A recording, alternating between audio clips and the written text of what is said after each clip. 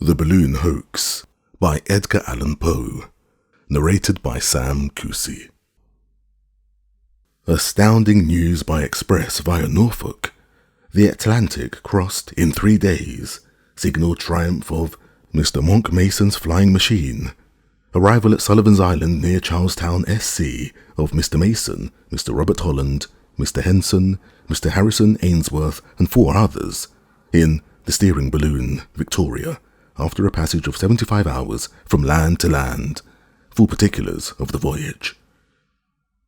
The subjoined jour d'esprit, with the preceding heading in magnificent capitals, well interspersed with notes of admiration, was originally published as a matter of fact in the New York Sun, a daily newspaper, and therein fully subserved the purpose of creating indigestible ailments for the quidnuncs during the few hours intervening between a couple of the Charleston mails.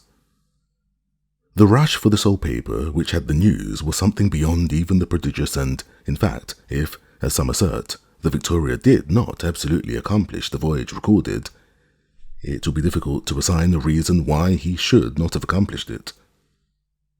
The great problem is at length solved. The air, as well as the earth and the ocean, has been subdued by science, and will become a common and convenient highway for mankind.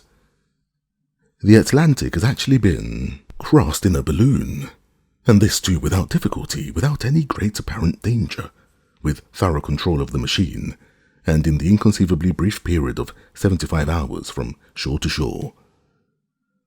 By the energy of an agent at Charlestown, we are enabled to be the first to furnish the public with a detailed account of this most extraordinary voyage, which was performed between Saturday 6th instant at 11 a.m. and 2 p.m. on Tuesday the 9th instant by Sir Everard Bringhurst, Mr. Osborne, a nephew of Lord Bentinck's, Mr. Monck Mason and Mr. Robert Holland, the well-known aeronauts, Mr. Harrison Ainsworth, author of Jack Sheppard and Co., and Mr. Henson, the projector of the late unsuccessful flying machine, with 2 seamen from Woolwich, in all 8 persons.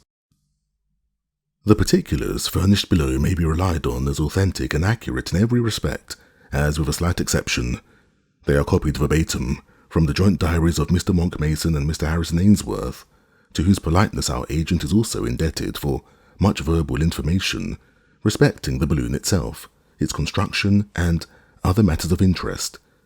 The only alteration is in the MS received, has been made for the purpose of throwing the hurried account for our agent, Mr. Forsyth, into a connected and intelligible form. The balloon.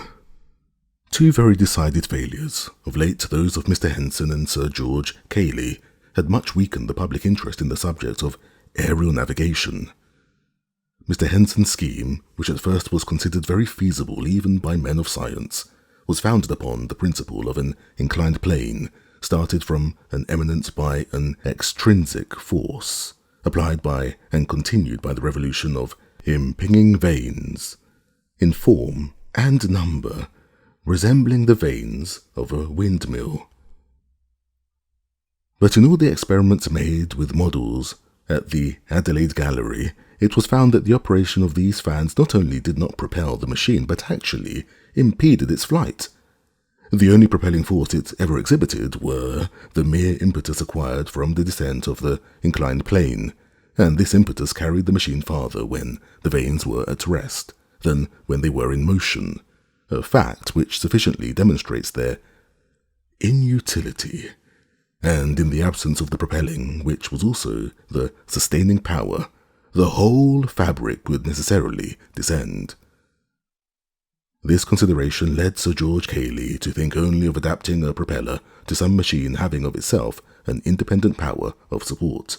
In a word, to a balloon the idea, whether being novel or original, with Sir George only so far as regards the mode of its application to practice. He exhibited a model of his invention to the Polytechnic Institution. I regard the project as thoroughly successful, and the easy navigation of the air in any direction, not exactly in the teeth of a gale, as no longer problematical.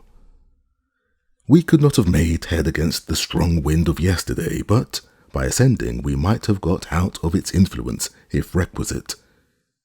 Against a pretty stiff breeze, I feel convinced we can make our way with the propeller. At noon today, ascended to an elevation of nearly 25,000 feet by discharging ballast. Did this to search for a more direct current, but found none so favourable as the one we are now in.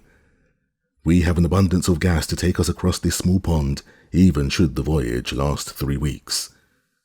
I have not the slightest fear for the result. The difficulty has been strangely exaggerated and misapprehended. I can choose my current, and should find all currents against me, I can make very tolerable headway with the propeller. We have no incidents worth recording. The night promises fair. P.S. by Mr. Ainsworth. I have little to record except the fact that, to me, quite a surprising one, an elevation equal to that of Cotopaxi. I experienced neither very intense cold nor headache nor difficulty of breathing.